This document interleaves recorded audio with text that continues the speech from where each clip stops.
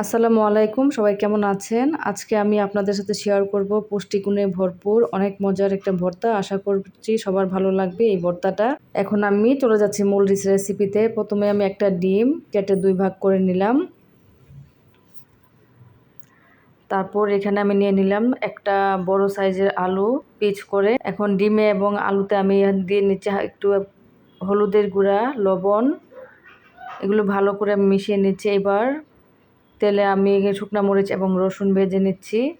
এই ভর্তাটাতে রসুন একটু বেশি দিতে হয়, রসুনটা দিলে খেতে অনেক ভালো লাগে। আমার শুকনা মরিচ এবং রসুন ভাজা হয়ে গেছে।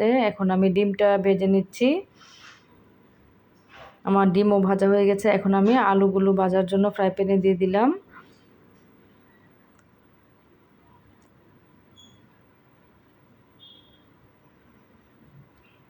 ফ্রাই প্যানে দিয়ে আমি একটু উল্টিয়ে দিলাম যাতে তেলটা লাগে।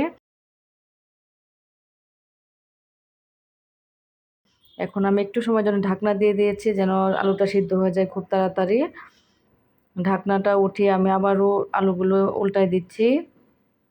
আবারও 2 মিনিটের জন্য আমি ঢাকনা দিয়ে দিলাম। আমার আলুটা ভাজা হয়ে গেছে। এখন আমি আলুগুলো উঠাই নিচ্ছি।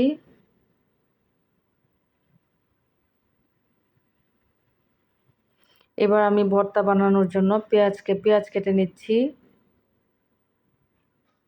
পেঁয়াজ কাটা হয়েছে। এখন কেটে নিব ধনিয়া পাতা।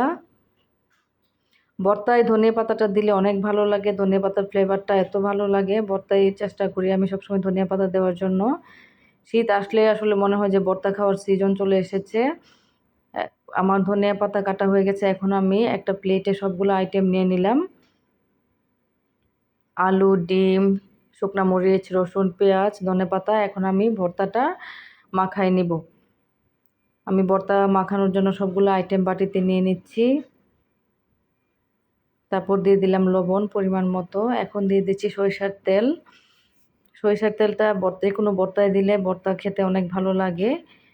আমার এই ভর্তাটা আসলে পুষ্টিগুণে একদম ভরপুর, কারণ এখানে ডিম আছে, আলু আছে, পেঁয়াজ, রসুন সবই আছে।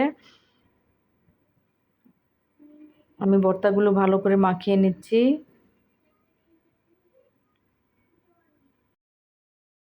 আমার মনে হয়েছিল তেলটা কম হয়েছে, এই জন্য আরেকটু তেল দিয়ে নিলাম। আশা করছি আপনারা একবার হলেও এই ভর্তাটা ট্রাই করবেন। অনেক মজার একটা ভর্তা। এই ভর্তাটা হলে আসলে আর কিছুই লাগে না। ভাত খাওয়ার জন্য গরম ভাতের সাথে ভর্তাটা খেলে আসলে মনে হবে যে অমৃত। সবাই ভালো থাকবেন। আসসালামু আলাইকুম।